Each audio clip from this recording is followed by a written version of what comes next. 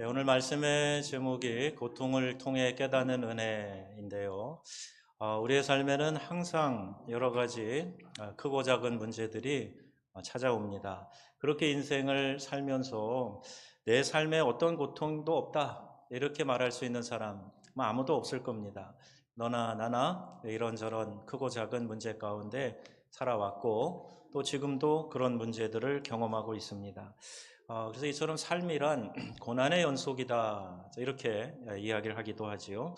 그럼 우리의 삶에 언제나 다가오는 이 고통의 문제 이것을 어떻게 다뤄야 될까? 위대한 사도요 또 전도자였던 사도 바울도 오호라 나는 곤고한 사람이로다 이 사망의 몸에서 누가 나를 건져내랴 로마서 7장에 자신의 죄의 문제와 더불어서 인생의 어려운 문제 그 심경을 토로하고 있고요. 고린도후서 11장에 가보면 내 속에 날마다 눌리는 눌림이 있으니 곧 모든 교회를 위하여 염려하는 것이라. 개인의 죄성이나 삶의 문제나 혹은 사역의 문제를 놓고도 얼마든지 우리는 고통을 경험할 수도 있고 어려움을 토로할 수도 있게 된다. 아마 고통을 좋아하는 사람은요 아무도 없을 겁니다. 고통을 싫어하고 또 피하고 싶어 하겠지요. 믿는 성도들조차도 고통이 없는 삶이 행복한 삶이 아닌가. 그래서 하나님 내 삶에 고난이 없게 해주세요. 어려운 문제가 생기지 않게 해주세요. 이런 것이 우리의 기도의 많은 부분을 차지하고 있는 것도 사실입니다. 그럼에도 불구하고 하나님은 우리가 이 고통의 터널을 통과하도록 내버려 두시는 게 있어요. 왜 하나님, 전능하신 하나님이 미리 알아서 그것들을 다 제거해 주시고 사랑하는 당신의 자녀를 편한 길로, 꽃길로, 비단길로 건너가게 하시면 얼마나 좋을까. 근데 하나님 그렇게 안 하시거든요. 때로는 우리에게 고통을 허락하실 때가 있다는 거예요. 믿음이 좋아도 고통당하는 사람이 있습니다. 누구보다 기도하기 힘쓰는 사람인데 이런저런 고통을 안고 눈물을 흘리는 그런 분들도 계세요. 어떤 경우에는 하나님을 잘 믿는 사람들이 공경에 빠지는 그런 모습도 보게 됩니다. 이럴 때 탄식이 나오죠. 하나님 어디 계십니까? 하나님 제 기도를 듣고 계시는 겁니까? 하나님 뭘 하고 계시죠? 이런 반문과 함께 하나님이 정말 살아계시는가? 어떤 회의감 같은 거를 갖는 그런 분들도 종종 봅니다. 오늘 보면 본문 시편 31편에 보면요. 다윗은요. 불같은 고통을 통과하면서 깨달은 것이 있었어요. 하나님 좋으신 나의 아버지시지만 내 삶에 고통을 허락하시는 이유가 있구나. 이것을 다윗이 깨달은 겁니다. 그는 사울을 통해서 지옥과 같은 고통을 경험했어요. 자기에게 딸을 준 장인 아닙니까? 그럼에도 불구하고 장인이 나를 죽이려고 쫓아다녀요. 군대를 보내고 막 죽이려고 창을 던지고 나중에 다윗은요 자녀들이 또 자기를 죽이려고 하는 그는 험악한 그런 인생을 경험을 합니다. 그 고통의 터널을 통과하고 그가 뭐라고 하는가 이게 참 중요하죠. 하나님의 사람이었던 다윗 내 마음에 합한 자다라고 하나님도 인정하셨던 그 다윗 그도 삶의 여러 가지 질고를 경험하면서 통과해 나갔는데 그리고 나서 그가 하나님 앞에 지금 이렇게 고백을 하고 있는 겁니다. 고통으로 인해서 내가 불행해지지 않았노라고 고통이 주는 유익이 분명하게 있노라고 이렇게 고백하는 거예요. 여러분 이 고백을 통해서 우리가 끌어안고 있는 고통을 보는 시각을 새롭게 해주시는 것이 하나님의 뜻이라고 믿습니다. 자, 고통을 통해 다윗이 발견한 사실이 뭘까요? 그 첫 번째는요, 고통이 우리를 하나님께로 피하게 한다는 사실이에요. 31편 1절에 보니까 여호와여 내가 주께 피합니다. 이렇게 고백하고 있어요. 하나님의 이름을 부르면서 하나님을 믿고 의지한다는 거예요. 어떤 때요? 고통의 시간에, 어려움이 있을 때, 문제가 닥쳤을 때 하나님을 의지하고 하나님께로 피한다. 시편 31편 전체는 다윗이 혹독한 고통의 연단을 받는 동안 경험했던 은혜, 이것을 기록하고 있는 장이에요. 그래서 그가 받은 고통이 어떤 것인가에 대해서도 이렇게 서술적으로 묘사를 하는 게 있는데요. 시편 31편 9절 말씀을 먼저 보겠습니다. 함께 읽습니다. 여호와여 내가 고통 중에 있사오니 내게 은혜를 베푸소서. 내가 근심 때문에 눈과 영혼과 몸이 쇠하였나이다. 아멘. 근심에 짓눌려서요, 몸이, 영이 말라가는 것 같은 그런 느낌을 지금 토로하고 있는 거예요.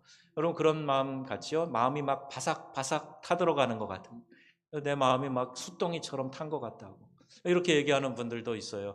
예, 그렇게 어려운 상황에 다윗이 직면해 보았고, 또 10절 말씀 같이 보겠습니다. 10절, 내 일생을 슬픔으로 보내며 나의 연수를 탄식으로 보내며 내 기력이 나의 죄악 때문에 약하여지며 나의 뼈가 쇠하도소이다. 아멘.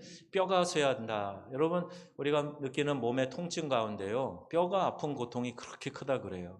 그러니까 뼈가 아픈 그 고통을 느낀다. 예, 그렇게 지금 내 뼈가 쇠하도소이다. 자, 이렇게 고백을 하면서 그의 그 죄악에 찌르는 고통이 내 몸을 쇠하게 만들었다. 자, 이렇게 고백하고 있어요. 그리고 11절에 보면 이 모든 것의 원인이 모든 대적으로 말미암아 생겼다는 거예요. 욕을 당하고 모욕을 당하기도 하고 생사의 기로에 서기도 했다는 거죠. 이런 모든 고통 가운데에서도 그가 어떻게 했는가? 그는 하나님께 피하였다. 14절 말씀을 같이 보겠습니다. 14절에 여호와여, 그러하여도 주께 의지하고 말하기를 주는 내 하나님이시라 하였나이다. 아멘. 이런 모든 상황, 대적들이 일어나고 내가 뼈가 상하는 것 같은 그런 어려움 가운데 있어도, 마음이 타들어가는 그런 상황 가운데 있어도, 그러하여도 나는 주께 의지하고 말하기를 주는 내 하나님이십니다. 이렇게 고백을 했다는 거예요. 여러분, 이런 고통이 주어지면요, 믿는 사람조차도 하나님 어디 계시느냐, 뭐 믿음 생활 해봐야 별 소용없다, 한탄하고 도망치려고 할 텐데, 그러나 하나님이 사랑하시는 사람은 반응이 그 반대로 나오는 겁니다. 평소에는 잘 몰라요. 그런데 삶의 고난이 찾아오면은 이 사람의 평상시 믿음이 하나님 앞에 진실된 믿음인가, 하나님 앞에서 좋은 믿음을 간직하고 있는 건가, 그렇지 않은가, 이게 보여집니다. 믿음이 시원치 않으면요, 어려운 고난의 문제가 있을 때 자꾸 뒤로 물러갑니다.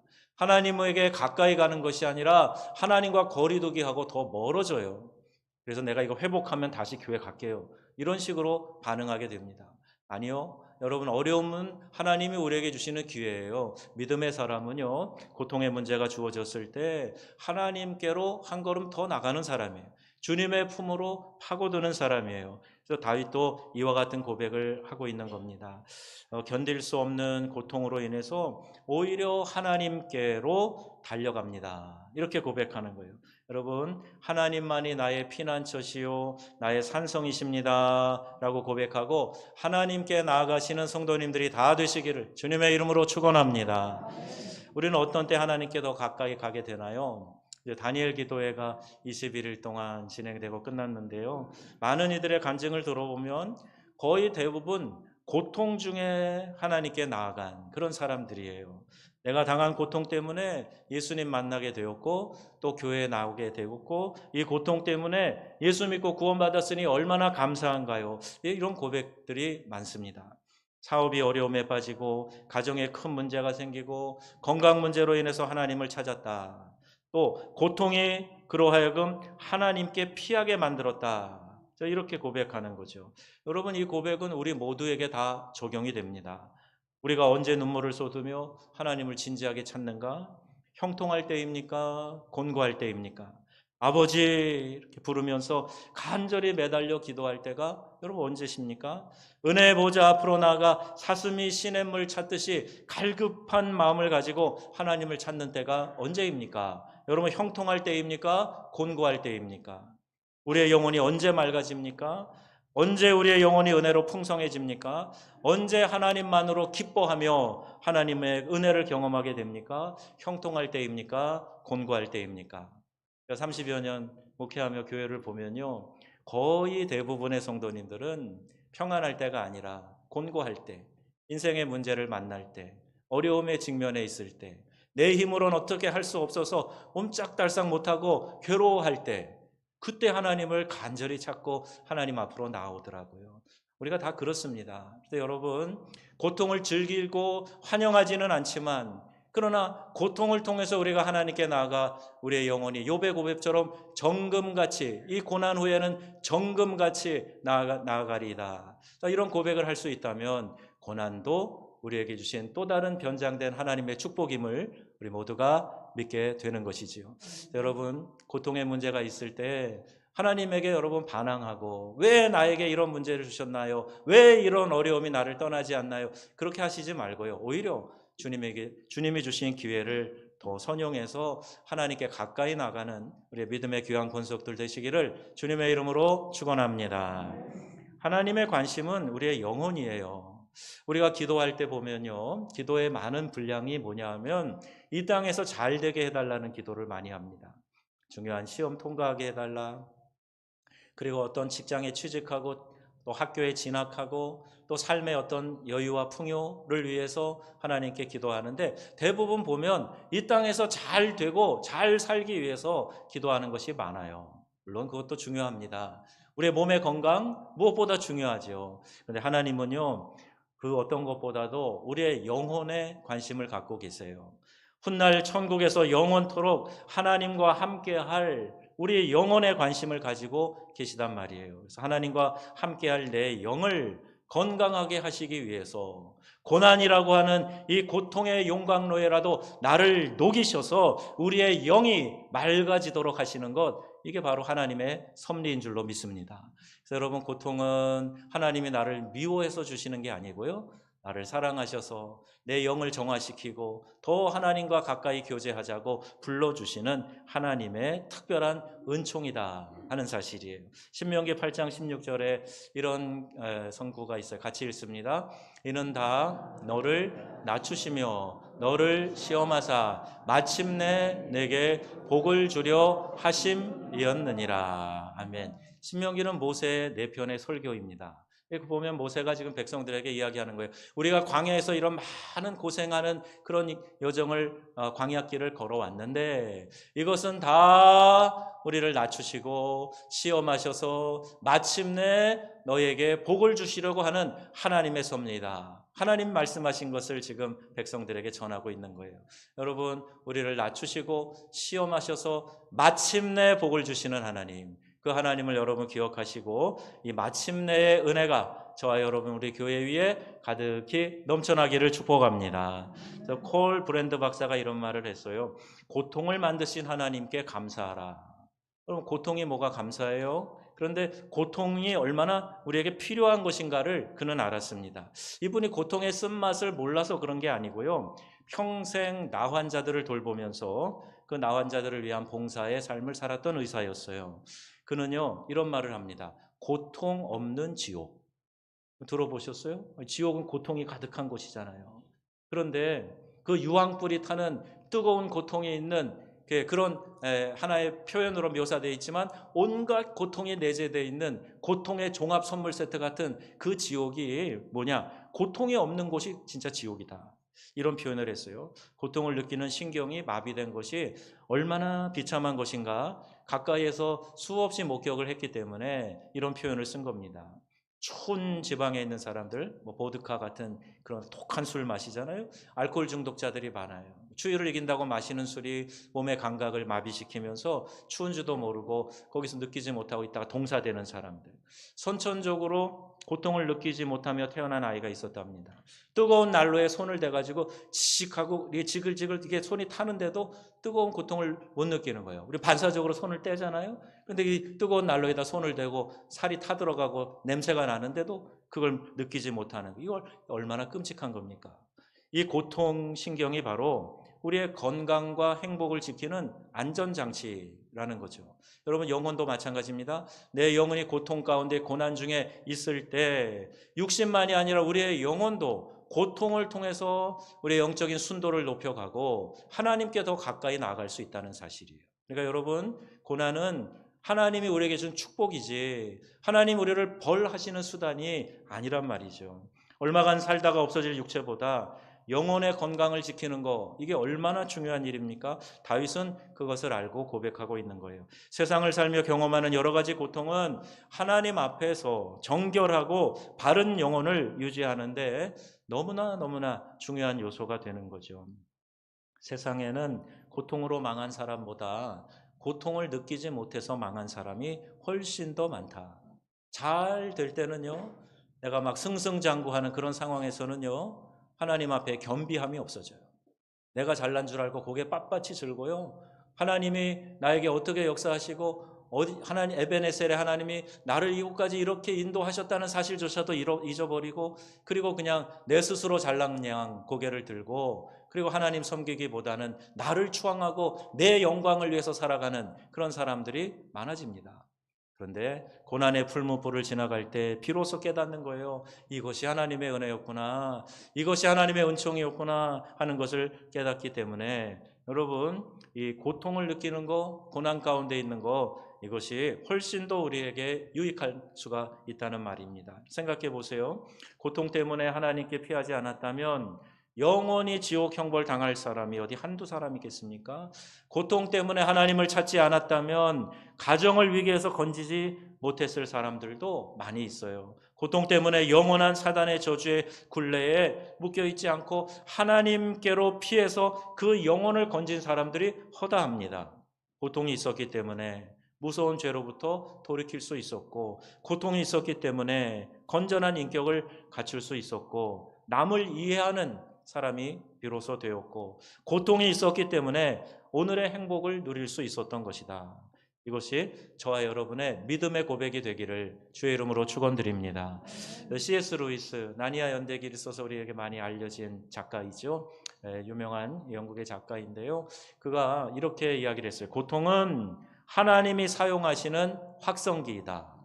그러니까 이렇게 그냥 평범하게 이야기를 하면 잘 못 알아듣는 거예요. 그러니까 하나님께서 확성기를 사용하시는 거예요. 야! 말씀하시는 거예요. 내가 여기 있다. 너 딴 데 허망한 데 마음 두고 살지 말아라. 그리고 확성기로 말씀하죠. 잘 들으라고요.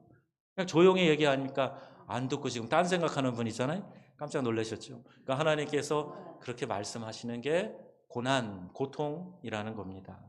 여러분, 솔직히 우리 한번 생각해 보세요. 이 고통이 우리에게 소리칠 때가 있어요. 손가락에 가시 하나만 박혀도 이게 그냥 아파가지고 소리치고, 요게 불편해가지고 어쩔 줄 모르고 다른 일도 못하고 막 신경이 예민해지고 그러지 않아요? 난로불에 내 손을 대면 뜨겁다고 소리를 지르게 되지 않습니까? 고통은 이처럼 뭔가 잘못된 것에 대해서 위험 신호를 보내는 거예요. 그 고통이 없었다면 잘못되어지는 것도 모르고 그냥 비탈길로 내리달리다가 사망에 이르게 되는 거죠. 하나님은 고통을 통해서 우리에게 크게 말씀하시는 겁니다. 고통은 우리로 하여금 하나님께로 피하게 만들어주는 확성기다. 그렇기 때문에 고통은 싫지만 고통은 또 다른 모습으로 우리에게 다가오는 하나님의 은혜다. 이렇게 이야기할 수 있는 거예요. 우리 가운데 고통을 통과하고 있는 분들이 계실 줄 압니다. 큰 수술을 앞두고 긴장하고 계시는 게 역력한 그런 분도 보여요. 점점 어두워져 가는 눈, 신경을 짓눌러서 날마다 고통으로 잠 못 이루는 분, 가슴앓이로 또는 내 안에 어떤 분노가 치밀어 올라서 하루를 우울하게 보내는 사람, 살 소망을 잃어버린 사람. 그럴 때 여러분, 부정적인 시각을 가지고 그 고통에 함몰되어서는 안 됩니다. 이 고통을 통해서 나를 자꾸 가라앉게 만들고 함몰시키려고, 침몰시키려고 하는 것은 사단의 전략이에요. 하나님은 고통을 통해서 우리를 새롭게 하시고 욥의 고백처럼 내가 이 고난을 통과한 후에 정금같이 나으리라. 이게 하나님의 계획과 뜻입니다. 여러분, 우리 안에 다윗처럼 하는 이 고백이 있으면 좋겠어요. 나는 고통 때문에 손해 안 봐. 나는 고통 때문에 하나님과 더 가까워졌어. 나는 이 고통 가운데서 분명히 하나님이 내게 주시려고 하는 것을 기대하고 있어. 지금 다윗이 그렇게 고백하고 있는 거예요. 여러분, 이 고백이 우리에게서 일어나야 그때 비로소 하나님께서 우리의 고통의 문제에 손대어 주시는 것을 깨닫게 되는 겁니다. 저도 내 자신의 그 고통의 문제로 허우적거릴 때가 있어요. 하지만 잠깐입니다. 다시 다윗처럼 여호와여 주께 피하나이다 이렇게 고백하고 주님께 피하기 때문이에요. 형통 때문에 하나님으로부터 멀어지는 것이 아니라 오히려 고통으로 인해서 하나님의 품으로 파고 들어가는 믿음의 성도님들이 다 되시기를 주님의 이름으로 축원합니다. 고통은 하나님께서 쌓아두신 은혜, 이것을 누리게 해줘요. 오늘 본문 19절에 우리 함께 말씀 같이 보겠습니다. 주를 두려워하는 자를 위하여 쌓아두신 은혜, 곧 주께 피하는 자를 위하여 인생 앞에 베푸신 은혜가 어찌 그리 큰지요. 아멘. 어찌 그리 큰지요. 여러분, 이 말씀 안에 벅찬 감동과 놀람이 있지 않습니까? 요셉이 이집트 곡간을 7년 동안 채우고 그 후에 큰 흉년이 들었죠. 곡식을 풀어서 그 주변을 다 먹여 살립니다. 하나님은 이보다 더 큰 은혜를 쌓아두고 계시는 거예요. 그럼 흉년이 들어서 얼마나 고통스러웠겠어요? 그런데 하나님은 은혜를 쌓아두고 하시다가 하나님의 때에 그것을 풀어내신다는 겁니다. 어떤 은혜를 쌓아두셨는가? 7절 말씀 한번 보시면 이렇게 되어 있어요. 나의 곤란을 감찰하사 환난 중에 있는 내 영혼을 아셨도다. 아멘. 다윗이 하나님께 피하니 외롭지 않았습니다. 세상에서 고통과 환난이 닥칠 때 나타나는 현상이 뭔지 아십니까? 사람들이 떠나는 거예요.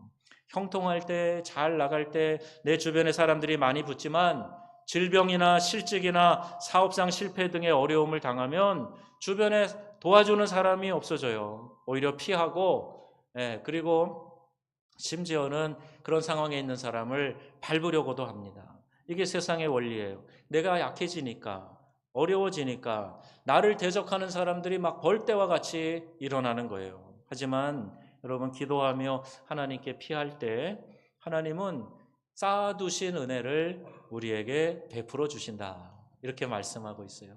여러분, 기도로 하나님의 은혜를 쌓아가시기를 바랍니다. 하나님은 그것을요, 순간순간 풀어주시지 않을지라도 저장하고 계세요. 모아두십니다. 그리고 하나님의 때에 그 은혜를 반드시 우리에게 베풀어 주시는 분이시다. 여러분, 이 사실을 꼭 기억하시고 낙심하지 마시고 조급해하지 마시고요, 우리 하나님 앞에 나아가시는 성도님들이 되시기를 바랍니다. 그래서 21절에 보면은요, 여호와를 찬송할지어다 견고한 성에서 그의 놀라운 사랑을 내게 보이셨음이로다. 아멘. 여호와를 찬송하는 이유는 하나님께서 우리에게 그 놀라운 사랑을 보여주셨기 때문이다. 하나님께 피했더니 하나님께서 놀라운 사랑을, 그 예비하고 계시는 사랑을 우리에게 그것을 베풀어 주셨다는 거예요. 세상은 나를 냉대한다고 하는데 하나님은 뜨거운 가슴으로 나를 안아주세요. 여러분, 세상의 사랑은 어그러지고 비뚤어진 이 세상에 온전하지 않을 수 있어요. 심지어는 부모로부터 큰 상처를 받은, 내가 가장 기대하고 가장 사랑을 갈구하는 부모님에게 상처를 받은 어린 시절을 보내서 삐뚤어진 마음, 왜곡된 마음을 가지고 세상을 미워하면서 살아가는 그런 사람들도 있습니다. 근데 여러분, 하나님은 온전한 사랑으로 우리를 받아주시기 때문에 세상이 냉대해도 하나님은 우리를 품으시고 사랑하시고 또 우리에게 은혜를 베풀어 주시는 하나님이심을 믿으시기를 바랍니다. 그리고 22절에 보겠습니다. 내가 놀라서 말하기를 주의 목전에서 끊어졌다 하였사오나 내가 주께 부르짖을 때 주께서 나의 간구하는 소리를 들으셨나이다. 아멘. 너무너무 힘들어 괴롭고 그러면 어떤 생각이 드냐 하면 하나님 나를 외면하시는가.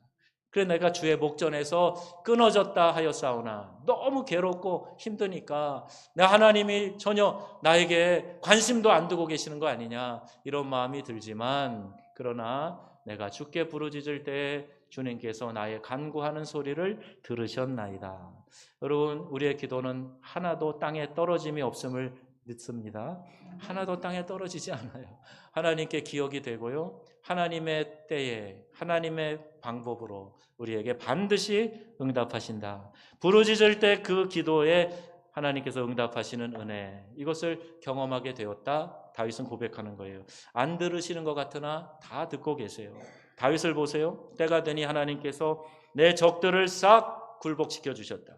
때가 되니 슬픔이 변하여 춤이 되게 하시는 은혜를 내가 맛보았다. 때가 되니 모든 죄를 용서하시고 마음의 평화를 주시는 하나님의 은혜를 알게 되었다. 이 놀라운 기도의 응답을 체험한 거예요. 그러므로 여러분, 고통당하고 있으면 하나님께로 피하시기를 바랍니다.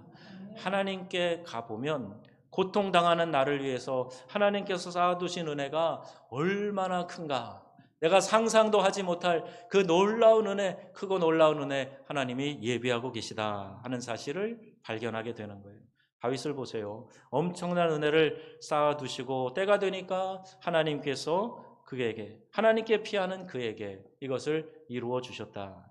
여러분의 삶에 아직 고통이 떠나고 있지 않다면 이렇게 고백하세요. 내가 받을 하나님의 은혜가 아직 많은가 보다. 이렇게 고백하시는 거예요. 믿음의 눈으로 그 은혜를 바라보면 놀라운 축복을 하나님께서 허락해 주시기 때문입니다. 하나님은 우리를 모른 채 방치해 두시지 않아요. 그 사랑하는 자녀를 절대로 하나님은 포기하시지 않습니다. 어느 성도의 귀한 간증이 있어요. 이분은 결혼한 지 8년 차에 아이를 얻었습니다. 한때는 이상하게 몸을 움직이지 못하는, 마치 식물인간처럼 그렇게 누워있던 시간이 있었고, 벙어리가 되어서 말도 못하고 또 이 간질을 앓게 됐고, 조울증, 이런 병에, 정신병이죠, 이것으로 고통을 받았어요. 병원에 다녔지만 무슨 이유인지 그 몸의 고통이 왜 있는지 원인을 규명하지 못하고 그런 몸의 병으로 처절하게 고통을 당했습니다. 누군가의 전도로 교회에 나왔어요. 지푸라기라도 붙잡는 심정으로 나왔겠죠. 그런데 이 병세가 바로 호전되지는 않았습니다. 교회 여전도사님이 계셔서 상담을 꾸준히 하던 중에 어느 날에 그가 이런 말을 전도사님께 한 거예요.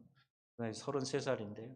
내년 34살 될 때는요, 내가 이 땅에 살아있지 못할 것 같아요. 이렇게 얘기를 했어요. 아직 젊은데. 그러니까 이제 그 이야기를 들을 때 전도사님이 성령의 감동으로 깨닫게 하신 것을 그 자매에게 선포해 버리셨어요. 그게 뭐냐면요, 제가 보니까 자매님, 34살이 될 때는요, 틀림없이 아이를 낳아서 그 아이를 유아 세례 받게 하려고 교회에 데리고 나오실 것 같아요. 이렇게 감동대로 그냥 선포를 한 거예요. 그리고 34살 되는 그 해는요, 성령 충만한 한 해가 될 겁니다. 이렇게 이야기를 했어요. 반신반의하면서 계속 고통 중에 몇 달을 더 보냈는데요, 어느 날 하나님이 그녀를 향해 쌓아두신 은혜를 쏟아 부어주시기 시작하는 거예요. 그녀는요, 저는 제가 이렇게 멀쩡하게 살아서 하나님이 예비하신 은혜를 누릴 줄 꿈에도 몰랐습니다.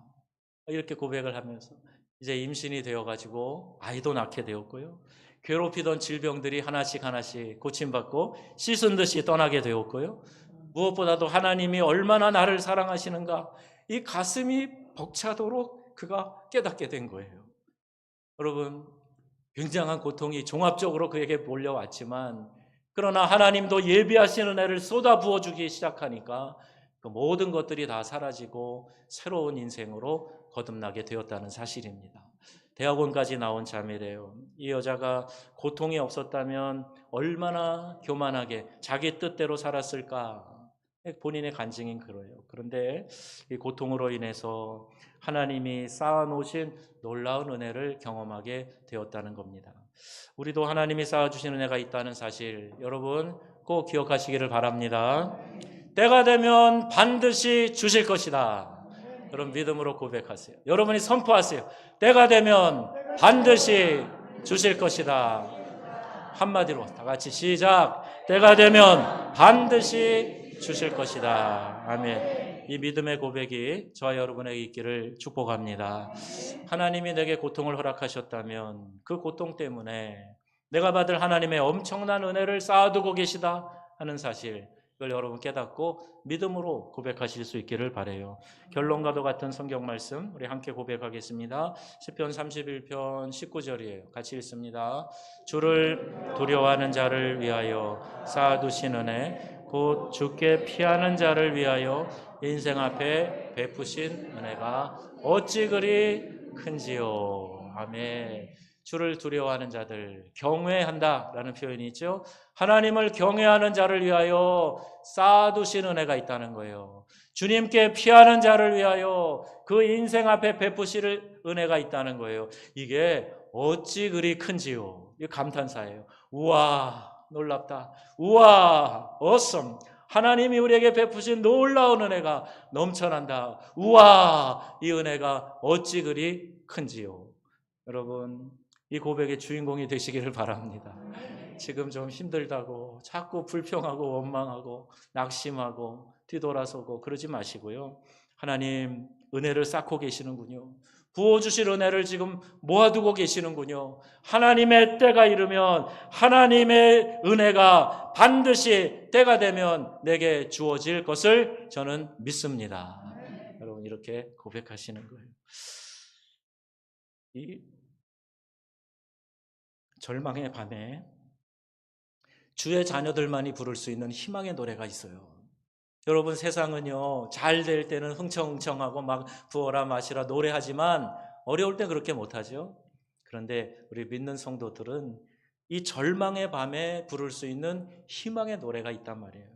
이것이 고통을 통해서 깨닫는 하나님의 은혜입니다. 여러분 이 소망을 마음에 담으시고요. 어려운 고통의 문제에서 더욱 주님의 품으로 파고드는 그런 믿음의 성도님들이 다 되시기를 바랍니다. 힘들다고 어렵다고 자꾸 뒤돌아서고 하나님과 거리두게 하면요 회복이 안 돼요. 하나님 날 사랑하시는 줄 믿습니다.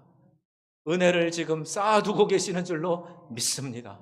하나님의 때에 부어주실 것을 믿습니다. 그리고 주님의 품으로 파고드는 우리 귀한 명성의 가족들 사랑하는 성도님 되시기를 주님의 이름으로 축원합니다. 아멘.